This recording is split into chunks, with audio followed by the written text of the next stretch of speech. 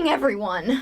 Who doesn't love a good spooky animated film? Yes! Whether it be centering around a family that's creepy and kooky, a hotel for monsters run by Dracula and his daughter, or a young boy who is transported to the land of the remembered. Some of your favorite actors and actresses have lended their voices to these popular, spine-tingling animated flicks.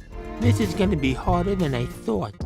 The Hotel Transylvania movies boast quite the impressive ensemble of actors, but Mavis, voiced by Selena Gomez, has always stood out as a fan favorite.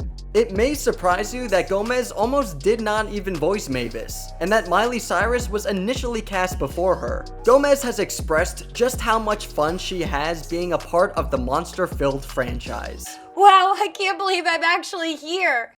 Adam Sandler is one of the most popular comedic actors in the world, headlining comedy movies such as Happy Gilmore, Murder Mystery, and Grown Ups, as well as many others. Though his most popular franchise is perhaps Hotel Transylvania. Welcome to Hotel Transylvania! Adam Sandler voiced the comical spin on the iconic vampire for the first 3 films, alongside a cast of several of his frequent collaborators. Director of the films revealed that Sandler signed on to play Dracula for his daughters, as he wanted to be part of a movie they could watch and enjoy as a family. No, I didn't mean to startle you, my little baby.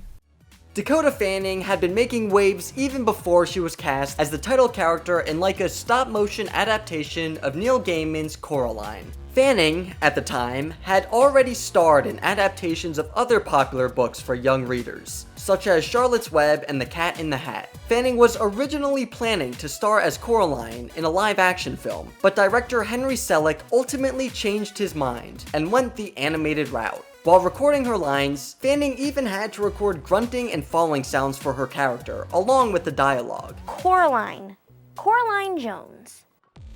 Laika's 2012 stop-motion movie film ParaNorman has quite the cast of quirky yet lovable characters, including Pitch Perfect star Anna Kendrick, who voices Courtney, the older sister of the title character. ParaNorman was Kendrick's first animated film, as it debuted 4 years before the release of Trolls, where she voiced the lovable Poppy. In ParaNorman, Kendrick was able to channel her inner teenage girl, from crushing on boys, talking on the phone, and being annoyed by her little brother. The film's director, Chris Butler and Sam Fell, even encouraged Kendrick to do a surprising amount of improv and ad-libbing.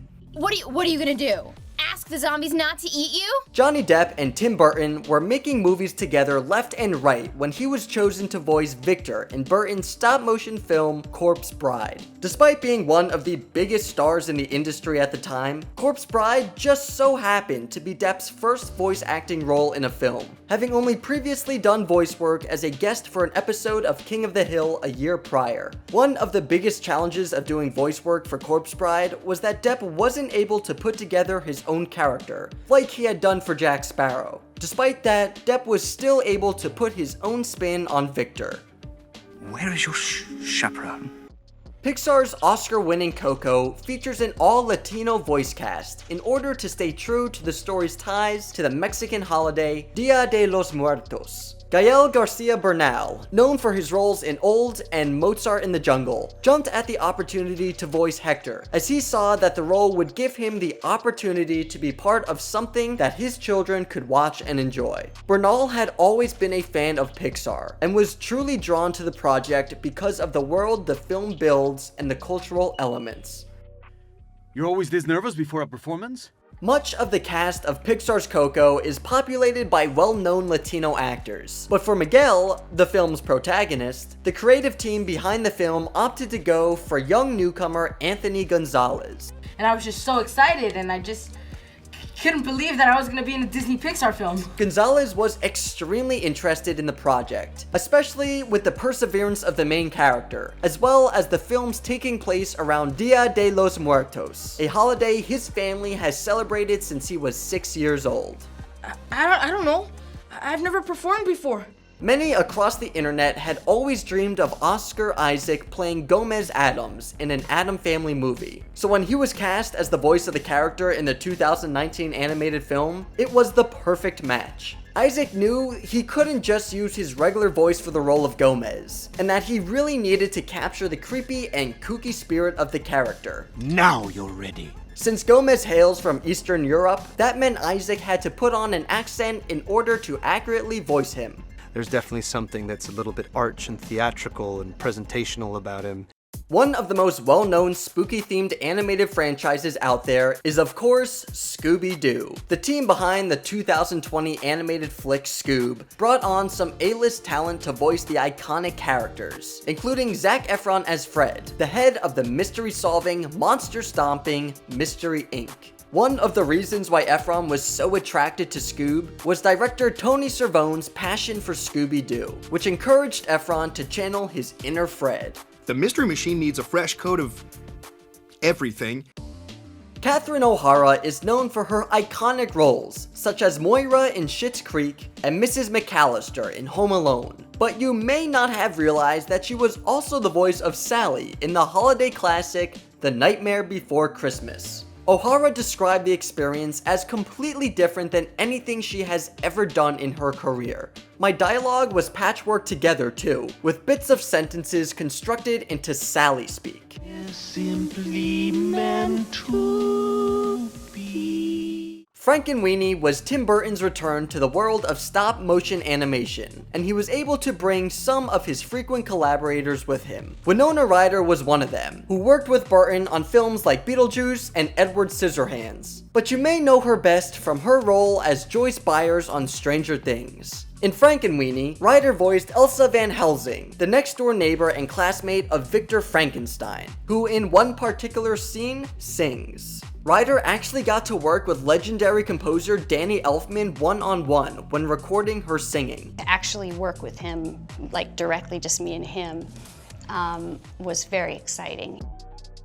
12 years after the release of Monsters, Inc., Billy Crystal reprised his role of Mike Wasowski in the prequel Monsters University. Crystal has had an illustrious career, but out of all the characters he has played, Crystal claims that the short one-eyed monster is his favorite character he's ever played. Crystal loves the honesty and courage of the character, which made him jump at the chance to play him again. This is gonna be harder than I thought. Charlize Theron is one of the most popular actresses around the world, and her distinctive style and voice made her the perfect fit as the Addams Family matriarch, Morticia.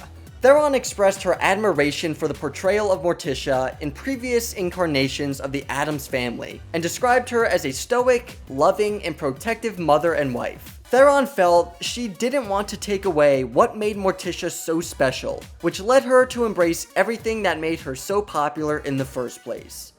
Monsters vs. Aliens was actually Reese Witherspoon's first ever animated film, which presented the Oscar winner with some challenges. Witherspoon was unsure how she was supposed to act in the film, whether she was supposed to be silly and hamming it up or serious, but she was able to get the hang of it soon enough. That line is really funny. The Book of Life was a surprise hit when it hit theaters in the fall of 2014, with Channing Tatum voicing Joaquin, one of the three main characters alongside Diego Luna and Zoe Saldana. Tatum definitely had a blast recording his lines for the movie, but he was a bit disappointed that he wasn't able to record his lines alongside Saldana and Luna.